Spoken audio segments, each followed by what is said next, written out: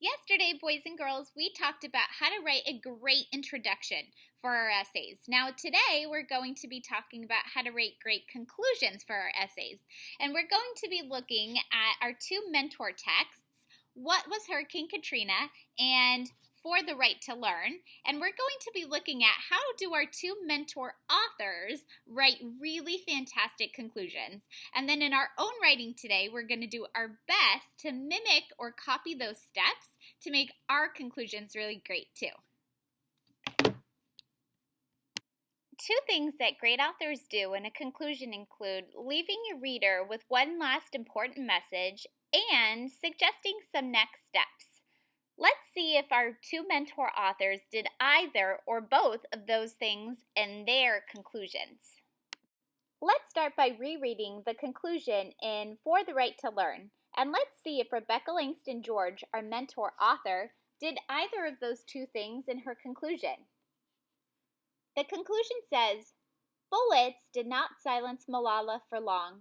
On July 12, 2013, she delivered a speech before world leaders at the United Nations. She declared, one child, one teacher, one book, and one pen can change the world. The audience responded with a standing ovation for the girl who had fought for the right to learn. After rereading this conclusion, it's clear that Rebecca Langston George did in fact do both of those things in this conclusion. She specifically states that one child, one teacher, one book, and one pen can change the world. That's a quote directly from Malala Yousafzai's speech. And the reason why the author decided to include that in this book, in this conclusion, is because she's trying to inspire you, the reader, to use your words to make a difference in the world. Then she says, the audience responded with a standing ovation for the girl who had fought for the right to learn. So, though she doesn't say, your next steps are blah, blah, blah, blah, blah, what she's really saying is that moving forward, it's important for us, her readers, to remember to use our words to make the world a better place. She's challenging you to use your voice to make a difference in the world. Now, let's reread the conclusion in What Was Hurricane Katrina by Robin Coons. The last section of the book is called A Slow Recovery. So actually, this isn't just a conclusion paragraph, it's a complete conclusion section or chapter. Let's read the beginning. Hurricane Katrina damaged about 90,000 square miles of the Gulf Coast. Almost as soon as the storm stopped, recovery began. Work began immediately to fix the levees, to start neighborhood cleanups around the lower Ninth Ward, and to fix the damaged homes. Ronald Lewis was one of the thousands whose community in the lower Ninth Ward was washed away. Like many, he has memories of the disaster that remind him that we had lost everything, but we didn't lose hope.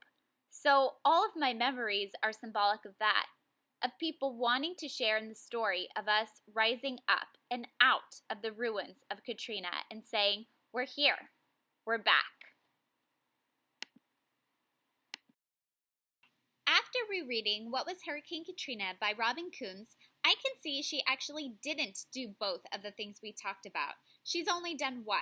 Take a moment and decide in your mind whether you believe Robin Coons leaves her reader with an important message or if she suggests some next steps for her readers.